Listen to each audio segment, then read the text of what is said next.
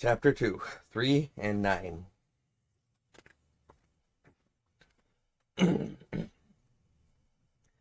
At its scheduled time, the ship departed. As he watched the shoreline shrink into the distance, Three of Swords spoke in a cold, flat voice. Target presence confirmed. We have pinpointed enemy position. Is our route prepared? Yep, we're good to go. The young girl known as the Nine of Swords stood behind the boy, answering in a relaxed drawl, the polar opposite of her partner's icy tone. Having been dispatched by the organization, the two laid the groundwork for their mission. The assassination of the man responsible for this voyage, the wealthy merchant, Haldor Barn. The organization was not particular about how they dealt with their targets, whether in swift silence or via raucous violence. The only real concern was making sure they did not draw the attention of the Bracer Guild or the local police. As a hard rule, 3 and 9 would always select the most efficient method available to them. In this case, their mission was to prevent the ship from arriving in Calvard with Haldor still alive on it. Haldor had strong ties with Heiwei, a sizable criminal organization of the Republic. Should he safely make it to its destination and take refuge under their protection, his his extraction and subsequent elimination would prove an exceptionally difficult task. Aside from the engine area, the ship had 3 main floors. The lowest housed a considerable number of general passengers.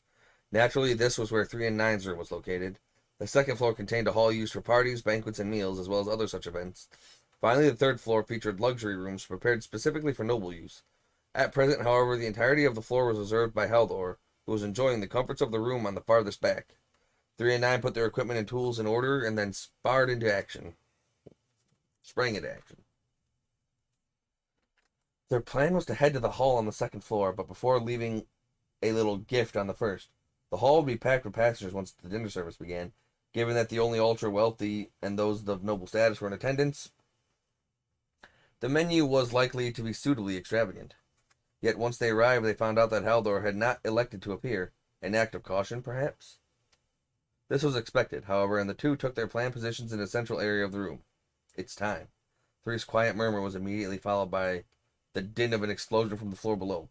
Passengers began to panic, and their fear slowly subsided to uneasiness as security personnel deployed and headed to the first floor to investigate the situation. In truth, the explosion had been caused by a small makeshift bomb that 3 and 9 had planted in an unoccupied room. The blast wasn't particularly powerful, but it was enough to ignite a number of small fires in the area. Their goal was to lure out security, and in that regard, the bomb had more than served its purpose. The plan was progressing apace. Guess I'm up, 9 said in her usual lackadaisical drawl. She gathered up the edges of her skirt in her hands and then gently swayed back and forth, resulting in a number of black spheres thudding down to the floor.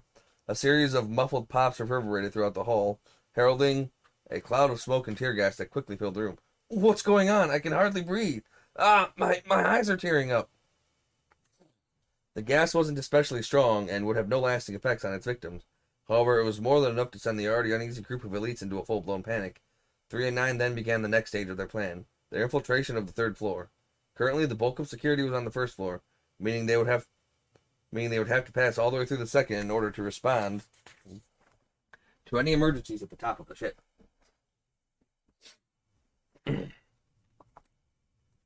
Large numbers of panicking passengers on the second floor wouldn't stall security for long, but the situation would still buy 3 and 9 the time they would need. So far, the assassin's plan had gone flawlessly. Still, that didn't mean killing Haldor would be easy once they had reached him. The two hid themselves in a stairwell on the third floor and scouted ahead. 2 more there. From what I can see, it looks like we'll have 5 to deal with. 9 shared her observations with 3 in a hushed tone. He silently nodded in acknowledgement. One look at the men standing guard up ahead was enough to tell them that they were neither typical passengers nor ship security. They were well armed, and their combat experience was practically carved into their hardened faces. Ex-Jaegers, huh? It was clear they had not been hired to protect the general guest, but to personally attend to Haldor. Given that his room was located at the very back of the ship, it meant that the only way to reach him was through the battle-hardened veterans currently barred 3 and 9's path. Avoiding a fight simply wasn't in the cards this time. I'll take lead. As she said this, 9 began to casually walk forward. Her posture relaxed. She made no attempt to hide her approach. And even when the guards heard her soft footsteps and turned to look, they didn't register her as a threat. An advantage afforded to her by her candy-sweet exterior. Little lady, you're not allowed up here without permission, one of the guards said in a gravelly voice. Yeah, we know. There's been some kind of disturbance downstairs, another chimed in.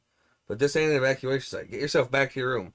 Their tone was a bit harsh, but considering they used to be Jaegers, their attitude toward 9 was almost amicable. She gestured toward Haldor's room. But I want to go in there. Pretty please? Nine wasn't putting on the spoiled noble act she had used to sneak aboard the ship earlier in that day. This was possibly as close to her genuine sleepy intonation as she would allow during her mission. You want to meet with Mr. Haldor, do you? Well, today ain't your lucky day, kid, because we got strict orders not to let anyone in this room. And there's nothing I can do to change your mind? Nine tilted her head as she spoke, her presence beginning to unnerve the guards. Nope, nothing, one of them finally responded. Oh, I see. That's really too bad. Despite her words, Nine didn't seem especially disappointed by the response. Taking her plush bear in hand, she suddenly thrust it out from her, in front of her. There was a flash of silver and a loud whip, followed by the thud of the two guards collapsing to the ground. Their necks had each been pierced by two needles, which had been tipped in poison, a specialty of Nine's and her mainstay in combat. Ordinarily hidden within the bear, the needles could be used to quickly disperse various types of poison throughout a target's body when thrown at a vital point. Nine would typically carry up to 10 types of poisons, each suitable for a different situation. Depending on the circumstances, she would even use poison-free needles on occasion. This time, Nine had struck the two bodyguards with a neurotoxin that robbed the body of its ability to freely move. While not strong enough to kill, it was definitely enough to immobilize someone of substantial size for a good while. What the? Having sensed something amiss, one of the remaining bodyguards down the hallway turned to see what was happening. Out of the corner of his eyes, he spotted a figure quickly moving in his direction. Before he could figure out what was happening, however, a blade flashed before his eyes, and he was on the ground, incapacitated along with his comrades. The swift takedown was executed by three. He wielded a long sword with a thin blade that appeared sharp enough to cut the very air around it. Its construction resembled that of traditional Eastern swords, albeit with a straight blade instead of a typical curved one. Its design was surprisingly ornate, and curiously enough, it seemed to be missing a hilt guard, part of the blade near its base. The two remaining bodyguards had seen what happened and had already dropped into a fighting stance. No matter how youthful their opponents, it was clear they had no intention of pulling their punches. You little bastards, yelled one of them as he began swinging his axe downward. Three met the attack with his sword, and locking the assassin and the bodyguard in place. Seeing an opening, the other bodyguard drew his sword and attempted to stab Three. While still holding the axe in place with his right hand, Three quickly drew a short sword with his left, using it to deflect the second bodyguard's attack in one clean motion. The short sword resembled the long sword in nearly all aspects but length. Unlike the longsword, it had a hilt guard. However, it seemed much incomplete, somehow, as though it was missing a piece. It was much less of an offensive weapon than the longsword and used mainly for defense. Despite his best efforts to fend off the attackers, it seemed as though Three would be quickly overpowered. Even for him, it was difficult to hold back the weight of an attack from a grown man with only his right hand. Sensing that he needed to do something quickly, Three intentionally stopped pushing back on the axe, deflecting it harmlessly to the side. With his remaining strength, he whipped around to face the staggering assailant and plunged his short sword deep into his torso. The other bodyguard quickly launched a flurry of attacks. But Three pushed the critically wounded axe wielder into his comrades, and the sword-wielding bodyguard was momentarily taken off guard, and Three capitalized on the opening, cutting him down with both swords. Right, that should be... Three turned to notify Nine that the guards had all been dispatched, but as he did, he saw the door to the VIP room open behind her. Out stepped another ex-Jaeger, weapon drawn, his sights set on attacking the defenseless Nine while her guard was down. Too much space separated them for Three to warn Nine in time. He pushed off his back heel that he might, with all his might, but stopped his dash a split second later, as did the final bodyguard. My, you're sharp. I was wondering how long it'd take you to catch on. Nine turned lazily on her heel and cast a derisive glance over her shoulder. Her expression remained unfazed as thin red stripes appeared over the Jaeger's arms and legs, blood beginning to trickle out like sanguine tears.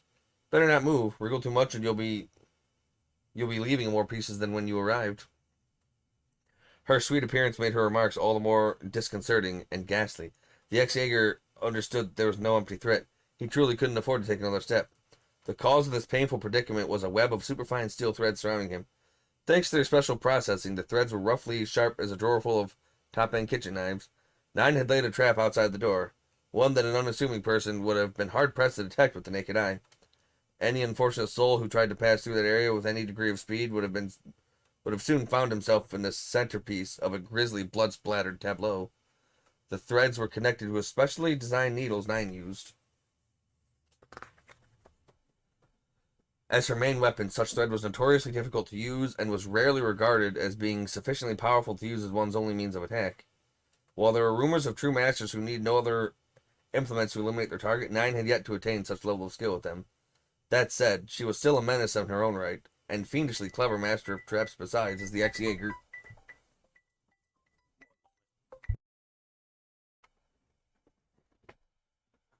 9 tossed a poison needle at her immobilized foe with minimal effort, and her hapless victim collapsed to the floor. She tilted her head to the side as she noticed 3 staring at her. What? Is something wrong, S? She asked, using the nickname she preferred to call 3 by. She would offer to herself as N, which 3 took as a shortened version of 9, but when she spoke with 3, she would use S instead of T. He had assumed that to be short for swords, despite the word being part of both their names, but had never bothered to ask.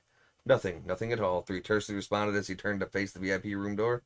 At last, the pair stepped into the room, housing their target, Haldor Barn.